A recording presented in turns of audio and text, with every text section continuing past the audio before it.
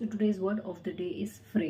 फ्रे जब वर्ब के तौर पे काम करता है तो इसके दो मतलब होते हैं। पहला मतलब तो होता है कि जब कपड़े बहुत ज़्यादा पुराने हो जाते हैं, मतलब एकदम शैबी, टॉर्न, थ्रेडबेयर कह सकते हैं, जब उनमें से धागे निकलने लगते हैं, कपड़ा एकदम ख़त्म हो जाता है, एक तो फ्रे उसे कहते हैं। दूसरा फ्रे का मतलब होता है कि जब आप बहुत ज़्यादा थक जाते हैं तो उसके बाद बहुत कभी कभी आप गुस्सा भी हो जाते हैं, तो थकान की वजह से जब आप खींच जाते हैं या फिर आपको गुस्सा आता है तो उसे भी फ्रे कहते हैं। तो एक तरीके से अनॉय हो जाना, तो आप अनॉय कह सकते हैं, वैक्स कह सकते हैं, इरिटेट कह सकते हैं, पीक कह सकते हैं, मिफ कह सकते हैं, राइल कह सकते हैं, गॉल कह सकते हैं। आप इस चीज़ के लिए, आप इसके लिए एग्जैस्परेट कह सकते हैं।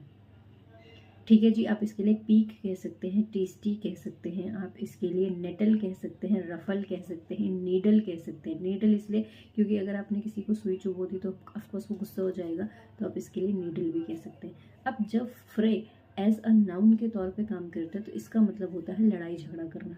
तो आप इसके लिए क्लैश कह सकते हो, कॉम्बैट कह सकते हो, फाइट कह सकते हो, स्कर्मिश, ब्रॉल, स्क्वेबलिंग, स्क्वेबलिंग, बिकरिंग, रैंगलिंग बोल सकते हैं। आप इसके लिए क्लैश बोल सकते हैं, कॉन्फ्लिक्ट, डिस्प्यूट, ऑल्टरकेशन बोल सकते हैं। आप इसके लिए मिली कह सकते हैं, स्पेट कह सकते हैं। आप इसके लिए रायट कह सकते हैं, रायट मतलब दंगे, दंगे लड़ाई झगड़ा भी है ना, तो रायट भी कह सकते हैं। आप इसके लिए रो कह सकते हैं, ROW रो।